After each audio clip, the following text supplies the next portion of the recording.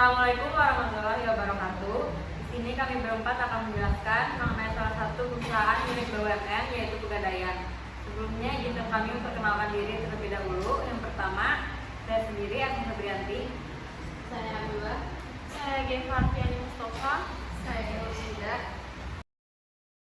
Pegadaian adalah badan usaha milik negara atau BUMN yang meminjamkan uang dengan menerima barang sebagai jaminan dari peminjamnya. Biasanya barang tersebut berupa perhiasan, emas atau barang-barang rumah tangga atau barang elektronik, sertifikat rumah, dan lainnya. Pegadaian juga didirikan agar ada pinjaman yang masih dapat dijangkau dengan mudah oleh segala lapisan masyarakat. Orang yang meminjam uang di Pegadaian bisa disebut sebagai pegadai. Sampai jangka waktu yang sudah ditentukan, pegadai bisa menebus kembali barang yang dijadikan jaminan sesuai nilai pinjaman dan juga tambahan bunga untuk pihak pegadaian. Kalau tidak bisa mengembalikan pinjaman, jaminan yang diberi di awal akan dijual oleh pihak pegadaian. Pegadaian memiliki berbagai macam jenis produk yang terbagi dalam 4 kategori, yaitu produk utama, produk syariah, investasi emas, dan produk lainnya.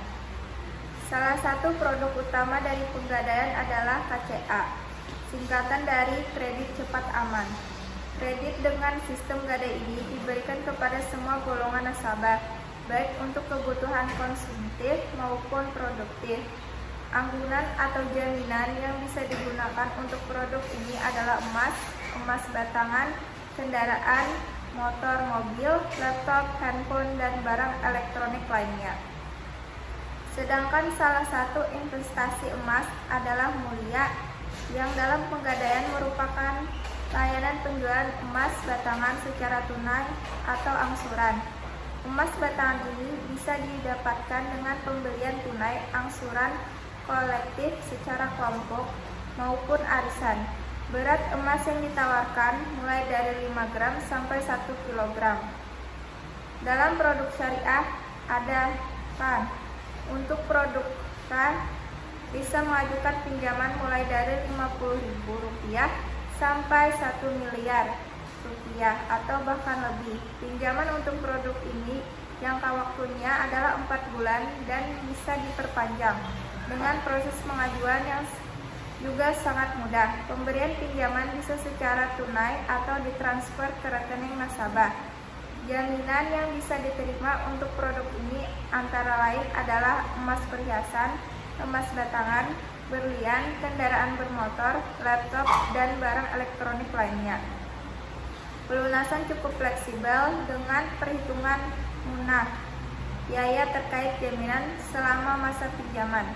Produk lainnya dari Pegadaian Syariah adalah amanah pinjaman untuk pengusaha kecil, karyawan internal dan eksternal, serta profesional. Pinjaman ini ditujukan untuk pembelian kendaraan bermotor dengan uang muka yang terjangkau dan jangka waktu pembiayaan dari 12 sampai 60 bulan. Produk yang satu ini tetap menggunakan prinsip syariah. Apabila terdapat kerusakan atau kehilangan barang jaminan selama proses gadai berlangsung, maka pihak PT Pegadaian Persero tersebut bertanggung jawab atas benda jaminan gadai yang rusak atau hilang. Dengan memperbaiki barang gadai, sedangkan barang gadai yang hilang, pihak Pegadaian akan mengganti barang gadai sesuai dengan nilai taksiran kali 125%. Salah satu contoh kasus Pegadaian adalah kasus korupsi pengelola PT Pegadaian UPC Anggrek Cabang Kemandoran, area Kalideres, Jakarta Barat.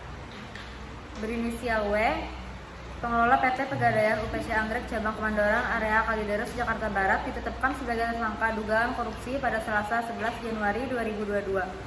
Kepala Kejaksaan Negeri Jakarta Barat, Dwi Agus Arfianto mengatakan, LW dijadikan tersangka lantaran diduga memperkaya diri dan menyebabkan kerugian negara sebesar 5,8 miliar rupiah. Dwi menjelaskan setidaknya ada sejumlah temuan modus yang dilakukan LW terhadap sebagai karyawan BUMN tersebut. Pertama, tersangka diduga telah melakukan gadai fiktif dan mengambil barang jaminan kemudian menyerahkan kepada orang lain. Kedua, LW juga diduga telah memberikan kredit dengan nilai uang pinjaman melebihi ketentuan yang ditetapkan atau tidak sesuai dengan nilai agunan. Penyidik menilai hal ini menguntungkan orang lain namun menimbulkan kerugian perusahaan. Ketiga, tersangka diduga menaksir barang jaminan nasabah melebihi ketentuan yang berlaku, sehingga uang pinjaman yang diberikan kepada nasabah melebihi dari yang seharusnya. Selain itu, LW juga diduga tidak memberikan uang pinjaman kepada nasabah yang berhak.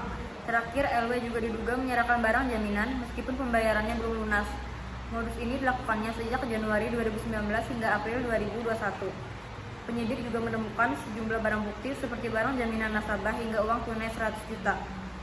Akibat perbuatannya, LW dijerat pasal 2 ayat 1 dan pasal 3 Jo pasal 18 Undang-Undang Nomor 20 Tahun 2001 Jo pasal 55 ayat 1 KUHP.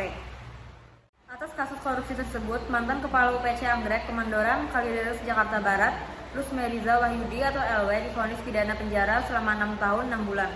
Kepala UPC Anggrek periode 2019 hingga April 2021 itu diyakini terbukti bersalah melakukan tindak pidana korupsi dan tindak pidana pencucian uang di kasus korupsi pegadaian fiktif. Selain pidana penjara, hakim menjatuhkan pidana tambahan kepada terdakwa berupa uang pengganti sebesar Rp5.619.249.599 dan pidana denda sebesar Rp200 juta. Sekian penjelasan dari kami berempat. Mohon maaf apabila ada salah kata. Wassalamualaikum warahmatullahi wabarakatuh. Bye. Iklan.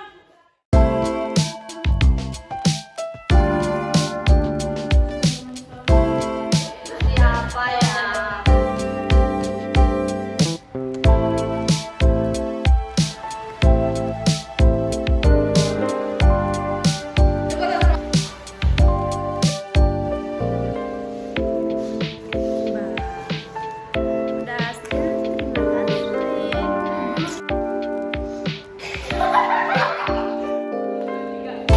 Sekian penjelasan dari kami.